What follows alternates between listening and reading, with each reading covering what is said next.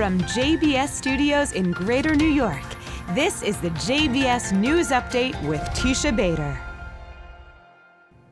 I'm Teisha Bader with the JBS News Update for Thursday, December the 28th, 2017.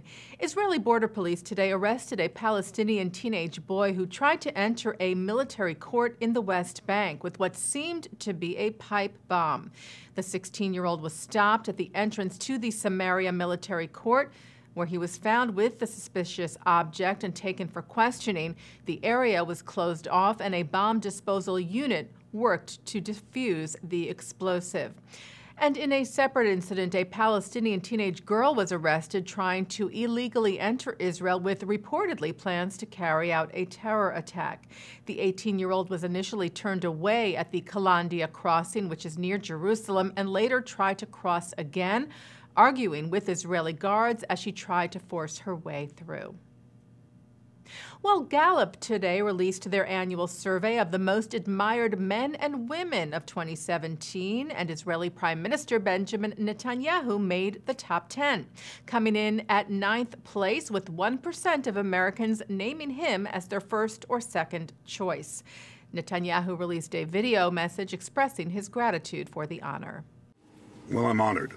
My staff just told me there was a Gallup poll in which I was included among the 10 most admired people by the American public.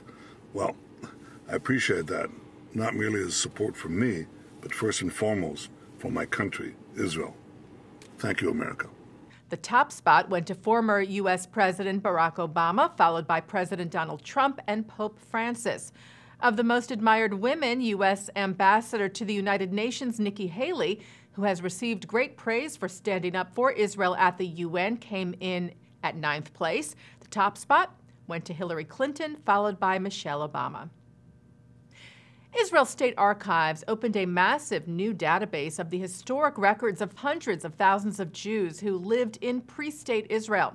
The names of over 206,000 Jews who lived in the country before the founding of the state are now open to the public in a project with MyHeritage.com, sharing information from 1937 to 1947, like some 67,000 requests for citizenship in British Mandatory Palestine, including one from future Israeli president, the late Shimon Peres.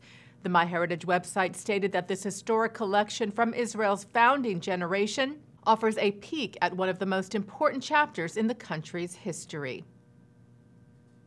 A second synagogue in Iran was reportedly vandalized. We told you yesterday about the Hadash synagogue in the city of Shiraz, where it was reported that Torah scrolls were torn apart and prayer books were desecrated on Monday.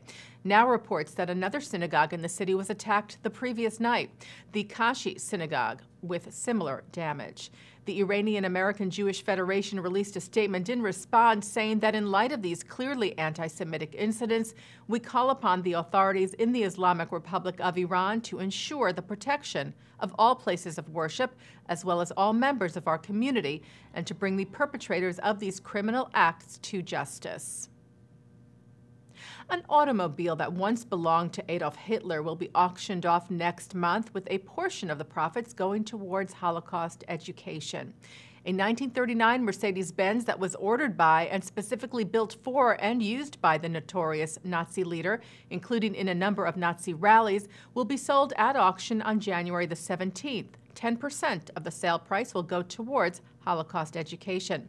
Principal and auctioneer at Worldwide Auctioneers Rod Egan said it is an artifact that continues to stand and serve as a singular piece of irreplaceable living history, and as a reminder that the evil which is a part of its history must never be permitted to recur. He said, "Our hope is that the car will be used in a setting such as a public museum or collection, where it can be shown and used to continually educate generations to come." And looking now at some entertainment news, while Israeli actress Gal Gadot did not get a Golden Globe nomination for her title role in the film Wonder Woman, she will be making an appearance at the awards ceremony. Yesterday, the list of presenters was announced for the January 7th event in Los Angeles, and Gadot is among them. And a few nights later, Gadot will be honored at the Critics' Choice Awards in Santa Monica. The Association of National Advertisers and the CW are bestowing the #SeeHer award on the Israeli actress on January the 11th.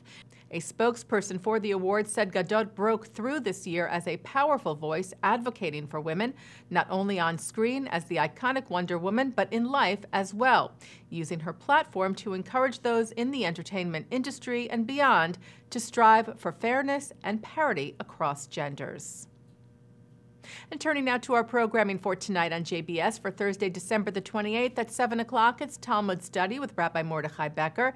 At 8 o'clock, Bloomberg News senior editor Ethan Bronner talks about the challenges of covering the Middle East. At 9, Mark Golub sits down with the Consul General of Israel in New York, Danny Dayan, on L'chaim. And at 10, award-winning author Bruce Feiler talks about his new book, The Secrets of Happy Families, from the Ferguson Library in Stamford, Connecticut.